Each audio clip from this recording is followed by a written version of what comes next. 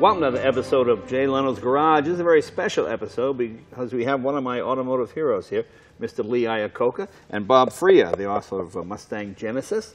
We have two very special cars here today. We have the Mustang 1 over there, which is the prototype. We'll talk about that a little bit later. And we have right here the very first production Mustang, serial number 0001. Yeah. And how many Mustangs did they make exactly that first year? Over 1 million, correct? A million. Over 1 million. Nowadays, you sell 40,000 or something when you're a hero. But a million cars in 1 year. And Bob, you're the Mustang historian, correct? This is the book here, The Creation of the Pony Car. In fact, Mr. Iacocca did the foreword for this book as well. He did. So I know you started in Washington, right, as a Ford salesman, district? Philadelphia. Oh, Philadelphia it was, okay. Right. And I remember your big marketing thing was $56.56. Is that what it was? Yeah, close enough. And what was that exactly? Your monthly payment was $56 for a 56 Ford. Yeah, right. $56 for 56 Ford. That's right. And that was a huge deal, wasn't it? It was. Big time. Yeah. And I remember you were promoting at the time the padded dashboard. Yeah, safety items. The safety items, and you used to drop an egg. Yeah, I remember that. On the dashboard, and it didn't. Well, I was so impressed. I was a little kid. I was so impressed by that because he was the car salesman's car salesman. He was the best there was. Thank you.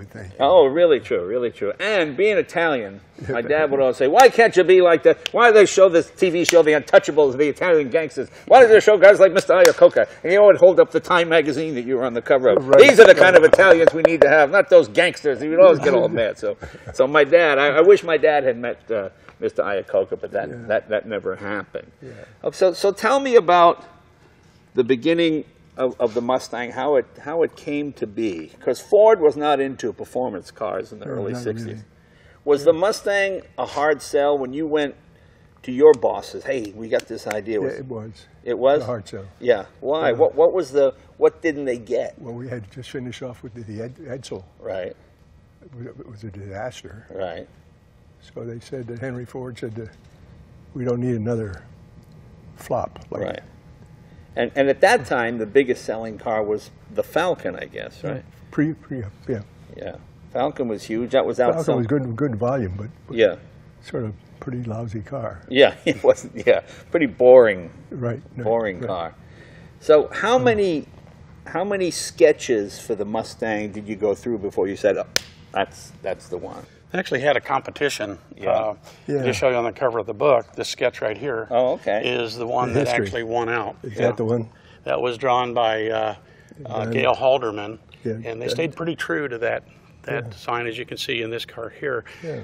This car was with Mr. Iacocca and Don Fry, who was the program manager. And the license plate says 417 by 417, and what that meant was they wanted to sell 417,000 Mustangs by April 17th of 1965 because that would beat the Falcon record. Oh, I see. And they sold a lot more than that, didn't they? Yeah. Sold 1 million. For 22 months. Because I was one of those kids. I was 13 years old on April 17th when the Mustang came out.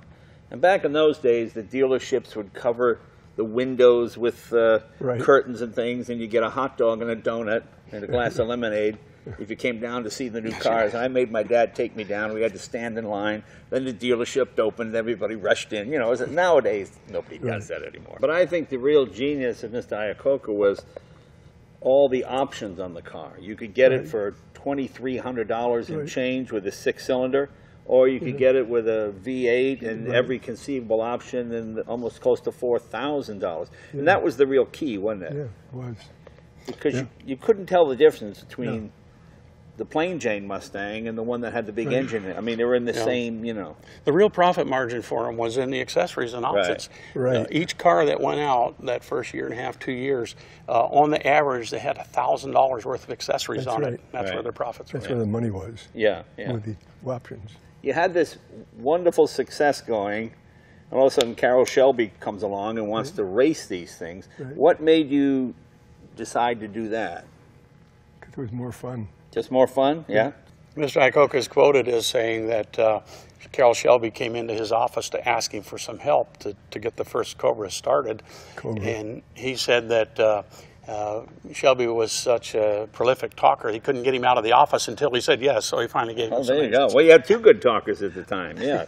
But the salesman, two salesmen battling each other. Right. What made you such a car nut? Well, I always liked anything that rolls and explodes and makes noise. I mean, I think in the same way the kids today are electronic geeks with iPhones and video games, in my day, it was the automobile. That was your iPhone. That's how you got away. You know, kids can get away now and communicate with their friends. But when I was a kid, the only way you got away was either on your bike, which is too much work, or having your first car. So everybody was pretty much car crazy when I was a kid. Yeah. And the key to this, it was affordable. It was sporty and European looking. And it was close to, not that I could ever afford it, but at least it was closer to what I could afford. I remember when I was a kid, maybe in the early 70s, they said the Mustang will never be collectible because they made too many of them, which turns out to be why they're collectible. Are you surprised by all the hoopla? Did you think it would last 50 years back in 1963? No, crazy. Yeah. It's a phenomenon. It really is. Well, you've done a heck of a job, sir. It's pretty amazing. And I also want to thank you because you probably saved more American jobs than anybody. I know when you went to Chrysler, that was floundering, and you saved, what, 600,000, 700,000 jobs there? Yeah, probably. So, probably, something like that. He's very modest. And this, of course, is Mustang #1, which is, wow. Well, it's the first production car, but it still has some prototype stuff on it, doesn't it? Absolutely. This is one of approximately 180 cars that was built prior to the start of actual production. So its correct term is a pre-production car. Okay. Yeah. But it's serial number 0001. That's right. Yeah, that's pretty amazing. Well, it looks like every Mustang I've seen from that era. Few little things. Let's start with stuff. The turn signal lever on this car is actually from a Fairlane, and the reason is because these cars were built on the same assembly line with the Fairlanes, and that's termed a floor sweeping part, which means that they didn't have enough parts to start the assembly of these cars, so they grabbed whatever they could. Okay. That's how it got there. Okay. And these were basically tarted up Falcons. I mean, the underpinning was basically Falcon at the time. That's true, yes. Even, especially the 6-cylinder model. Yeah. These first cars came out with a 260 cubic inch V8 that was 195 horsepower. My #2 car has 170 cubic inch, 101 horsepower. But they also had available, and Henry Ford II got a car with the high performance 289, which was 271 horsepower. Right.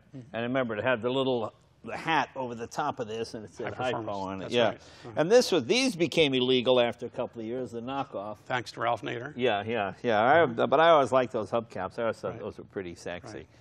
Let's open the hood. Let's see what it looks like under the hood. Okay.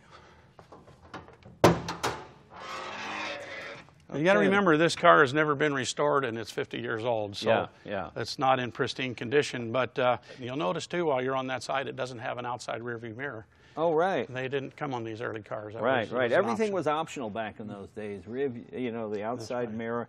Even radio and heater with Falcon was optional. You paid extra if you wanted an ashtray. And if you didn't get the clock, you got that big blank thing with no hands on it that said, "I did not buy clock." There's an interesting story, Jay, that goes along with this horse. Once they decided to use the horse, they had to come up with a 3D image of it. There was a man who was in the Hungarian equestrian team before World War II. His name was Charles Keresztes, and he was drafted into the Army and fought in the World War II portion of the Hungarian Army. And he was with the infantry, and they were engaged in a big battle, and most of the people got killed. He ended up being 19-year-old leader, and he's credited with leading the last infantry charge on a horse in the history of the world. Wow. The reason that's important is because he came to Ford later as an accomplished sculptor, and he's the one that brought this horse to 3D life. Wow. Now, here's a car I haven't seen in over 50 years. I saw this car when I was 13 at the auto show. I thought it was just the coolest thing ever. It was called the Mustang 1. It had another name, and I'll tell you about that a little bit later, but it was the Mustang 1. It is now in the Henry Ford. That's the fantastic museum. Let's meet Matt Anderson. Matt, you're the curator? Curator of Transportation, yes. And Steve Ling, you're our Ford performance guy? Very cool. Tell us about this car. Yeah, this is a 1962 Mustang 1. We call it that now because there are subsequent Mustangs, and it's kind of a misconception that this is maybe the father of the production Mustang. It's not. It's probably more accurate to say they're sort of cousins. They're two entirely separate projects that, in fact, were taking place more or less at the same time. The Mustang 1 is important because it's really the big marker that Ford's returning to this idea of total performance. And in some ways, this is the car that's the father of the GT40s, which would dominate Le Mans in the later years. Is it safe to say this is the first mid-engine American car from a major manufacturer? I think that's fair. It's certainly the first true sports car for Ford. You're right. It's got the mid-engine. It's a V4 taken out of the Cardinal in Germany, and small engine, about 91 cubic inches, but will do about 109 horsepower. And Dan Gurney took this car out for the first time at Watkins Glen in '62, and he had it up over 100, maybe 120 miles, no problem at all. Yeah, he came within a fraction of the Formula One record for the Formula One cars with this car at the time. Absolutely. I mean, the car was just there for demonstration, but it's intriguing to think what might have happened if they'd actually raced it. It would have been respectable. Now, when we say this is the first Ford sports car, the Thunderbird was not a sports car at the time. That was a personal luxury car. Absolutely. And it outsold the Corvette 3-4 to 1 because it was more of a luxury car. Yeah, when I saw this car, it had a code name Allegro, which was an internal name used among Ford people, so other people outside the company wouldn't know what they were talking about. Yeah, absolutely. Very hush-hush stuff. It has the rotating front license plate, a la James Bond. You can make it... Exactly. And the police love that, you know, when you make the plate disappear. It's very popular. And, of course, hideaway headlights. You know what's really cool? When you open this up, this is the engine out of the Taunus, right? That's correct. This sort of looks like the GT40, certainly the Pantera, the Mangusta. Exactly. Certainly predates that, and that's I remember this had 87 horsepower normally, and then 109 when you souped it up. That's right. What did this weigh? Anybody know? About 1,500 pounds, a little over that. Wow, so that was a lot of power for that weight. Yeah. So this thing. And this car was built, I'm told, in the same facility where Shelby later went on to build, of course, in Venice. Built by Trautmann and Barnes, yep, right here. You guys found this thing in derelict condition. Was it owned by a private party, or? It was actually squirreled away by some of the design guys at Ford. You know, most of these cars, they go off to the crusher after they're used, and that's it. But they had such an attachment to this thing. They hid it around for 10, 12 years, and then it made its way to the Henry Ford Museum at Henry Ford, where we've taken care of it ever since. Those exhausts look like they later went to the GT Mustang. Wouldn't you say, 65? Oh yeah, it's absolutely inspired it, and that's what I love about the car is, you know, they took pieces of it and then reused it, and you can see elements there, and you can see elements in the GT. You got the windshield here, and also this car has what? The seats don't move, but the pedals do. Yeah, that's right. The bench seat here is integral to the body, so to adjust it to your height, and Dan Gurney's a tall guy, so he certainly had to. You can slide the pedals back or forward, but leads to some other idiosyncrasies, like you've got your turn indicator. There is actually a knob on the console in the center, and your horn is a paddle there too. So. Yeah, let's put the hood down.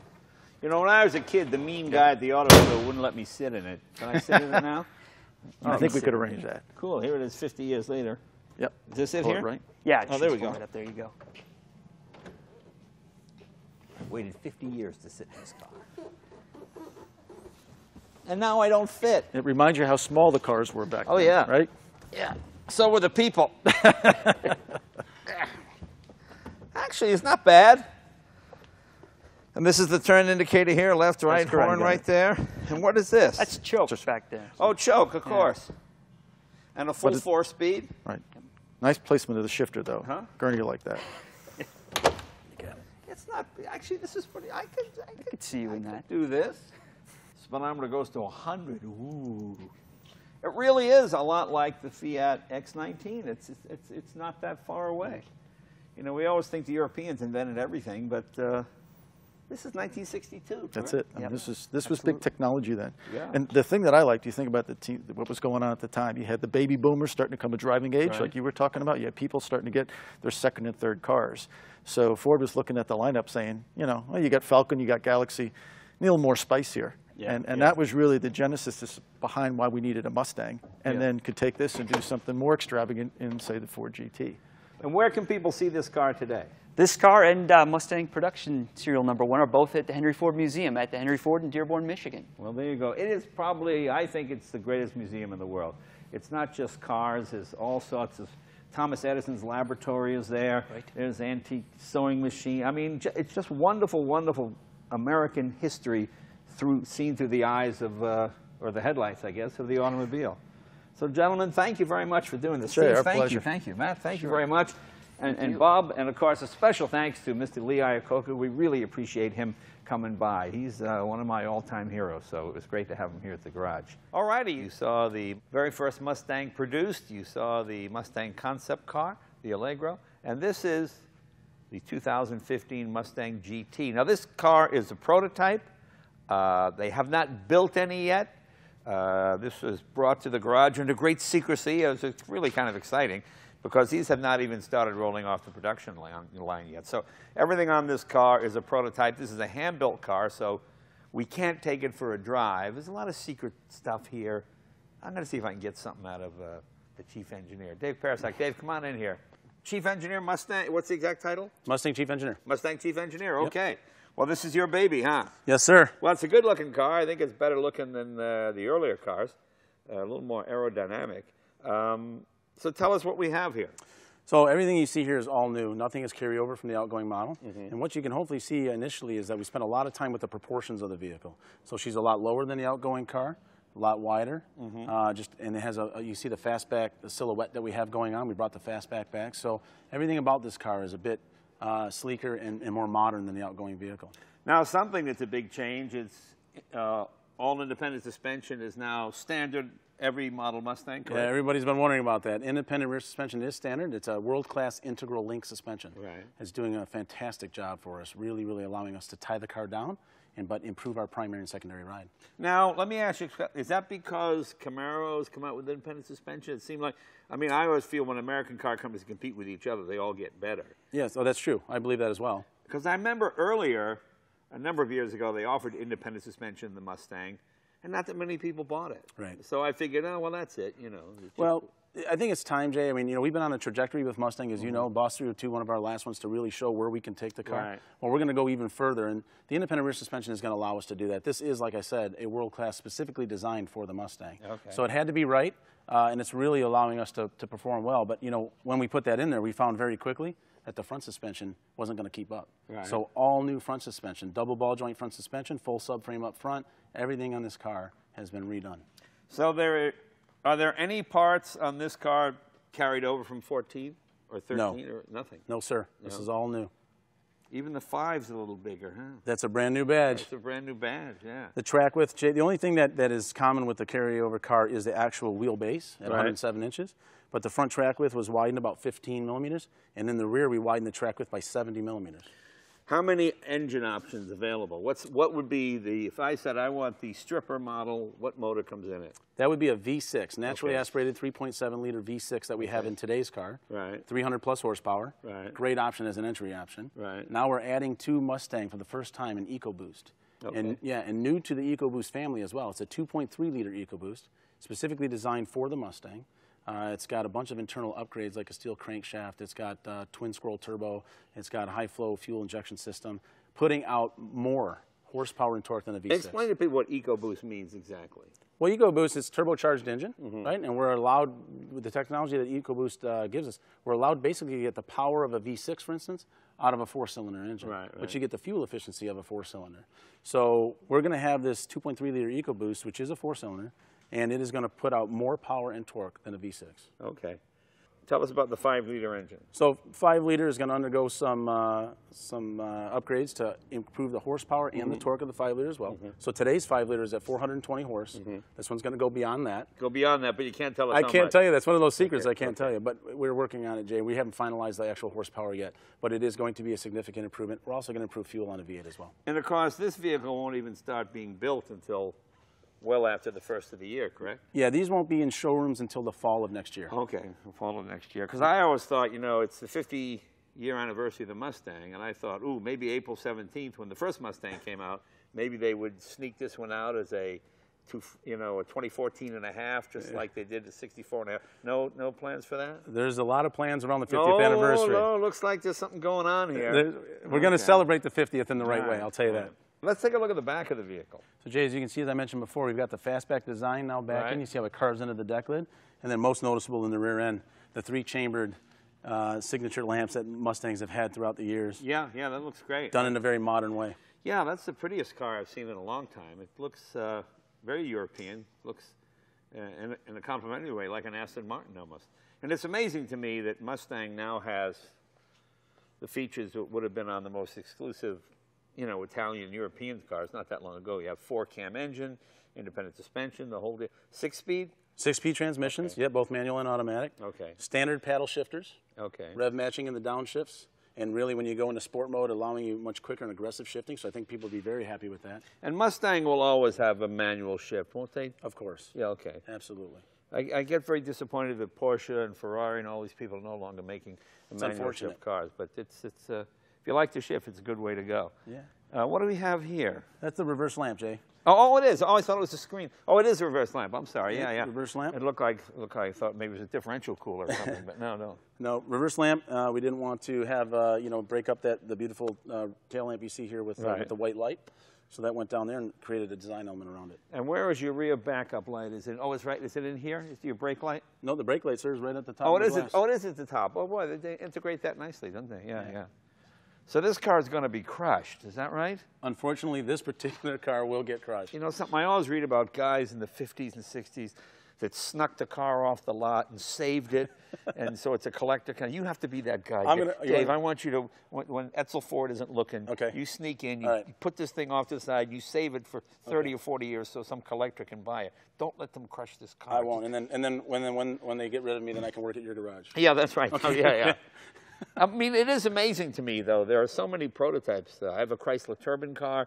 There's a guy named Joe Bortz who used to search still does search the junkyards, finding the concept cars. Sure. And, you know, people love them so much. Yeah. I mean, we have the Allegro here, the very first Mustang, and that could have been crushed for whatever reason it wasn't. So it's funny to me that these prototype cars aren't saved just for their historical value.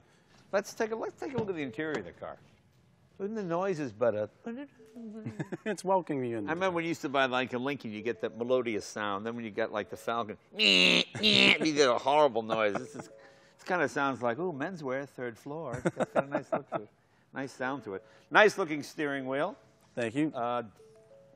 We changed the diameter of the steering wheel, Jay. We shrunk it down a little bit from the outgoing model. Yeah. You can see all the new controls that you have.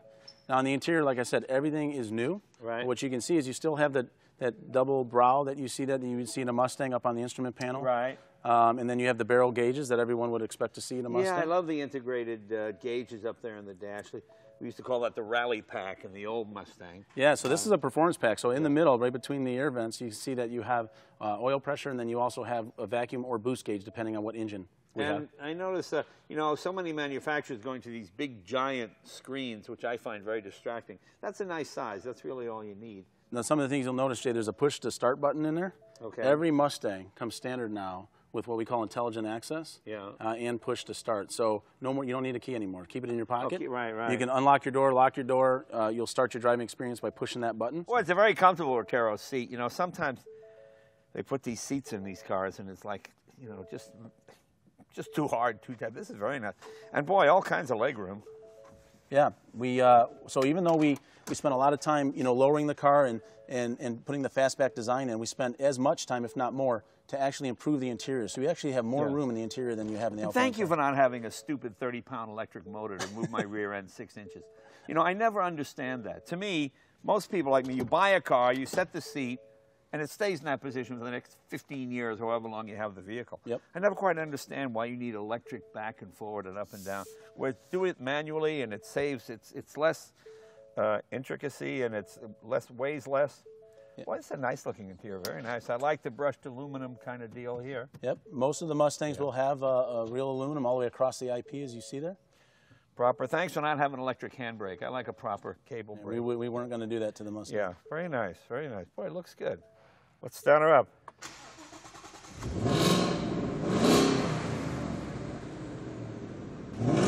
Hydraulic steering or electric? Electric. Oh, okay. Oh, it's electric power steering. Okay.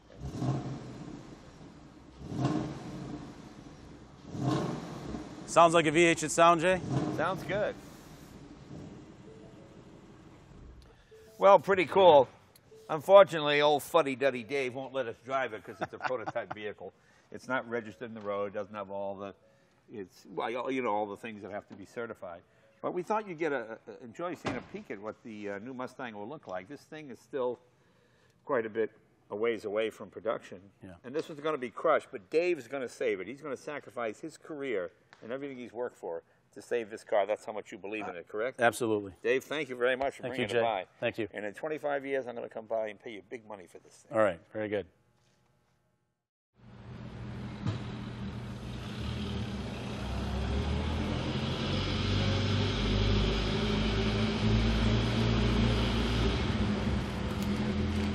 Mm-hmm.